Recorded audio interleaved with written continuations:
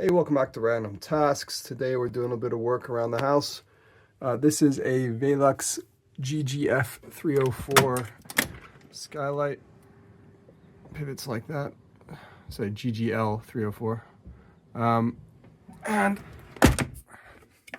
the blinds are no longer coming all the way down. So we're going to take them apart, see if we can fix the problem. To do that, there are a number of Torx T-10 screws along here, which I'm going to remove, and then see if I can get this bit out. So I removed the left side first. There were 4 screws going up, and in theory, this should, this pulls away. And then, not sure if this is meant to come out completely. I'm going to leave it like that for now.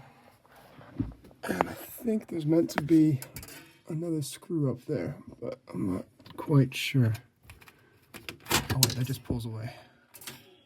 See? Learning and doing. There's a string there, which appears to be caught. You can see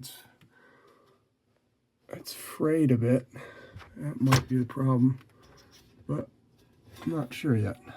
Let's do the other side. So the string actually does come out relatively easily, at least for coming out of the channel. So I was able to remove it completely. And then this little plastic piece it slots in the end there, and that's just loose. So,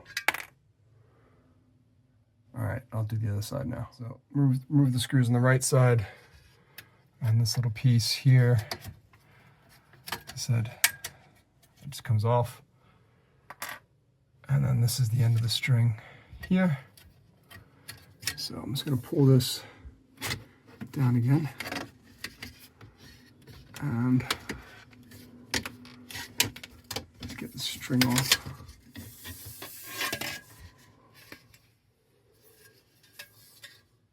Good. And that's already a bit loose. Let's see. So, I mean, it's essentially just a retractable blind. That's hidden nicely. I think this just sticks up here, the adhesive, but I'm not 100% sure. I've also seen some information where there's a screw up there and up there, but again, not 100% sure. So I'm gonna just go off camera and try to figure out how to remove this first. I haven't removed it yet, but I did find the problem. So you can see how that is frayed. What happens is as this goes down, it hits right there and then it just stops. So I'm glad I didn't try to push it down with brute force, because I would have just broken the string. So the question is going to be, can I replace the string? It kind of wraps around from the right side to the left.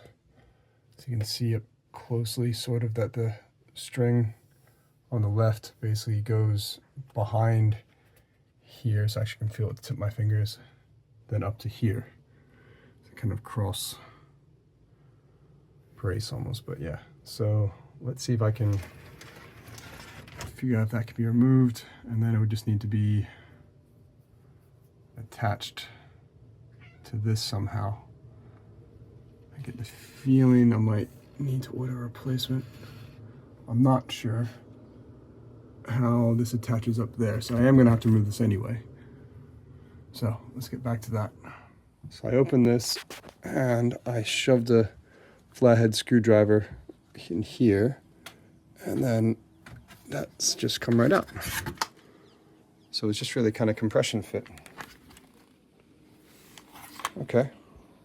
So yeah, it just looks like it just slots into those plastic tabs. One there,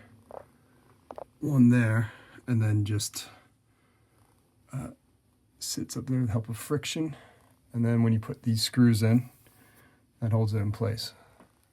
So how to take it apart now. So there's a screw right here that I'm going to remove. It's a T9, so even smaller than the T10s that are holding the channel in.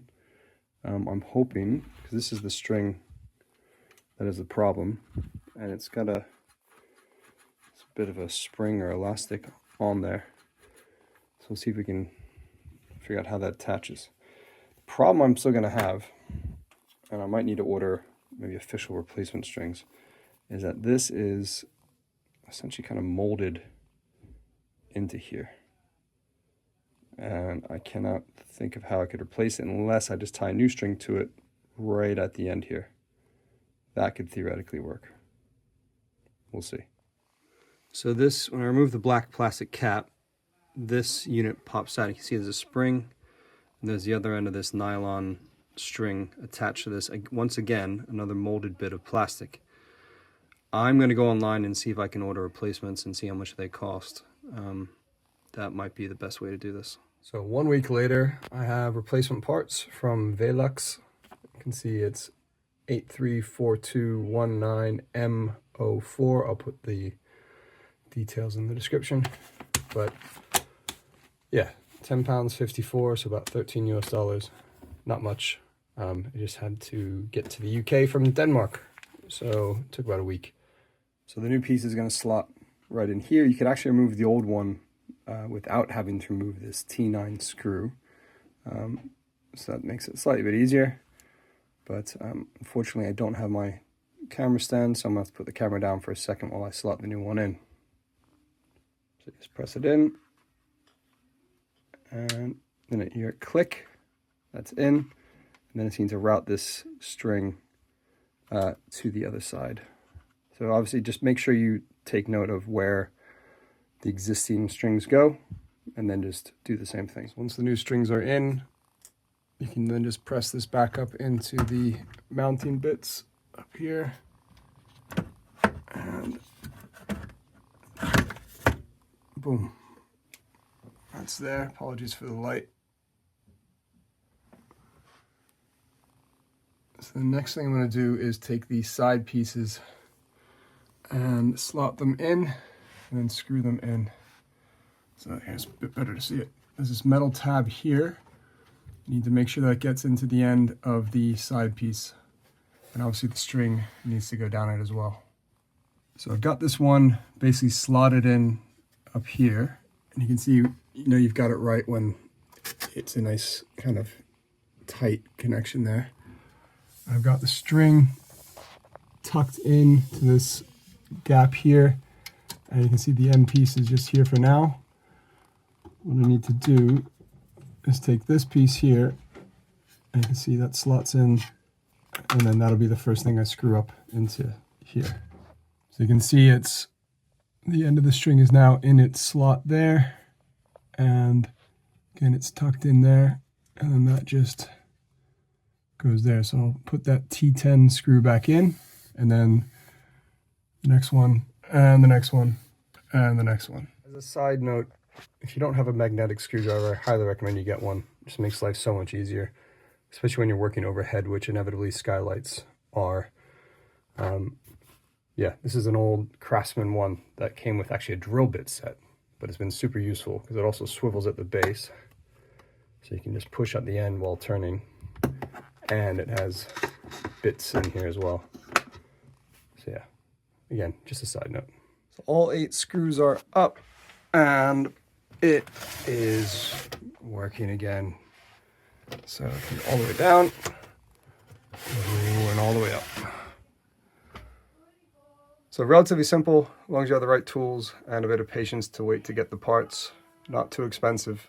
So hope everyone found this useful, and we'll see you next time on Random Tasks, where I have no idea what I'm going to be doing. I'm sure something else will break or require fixing. Thanks for watching.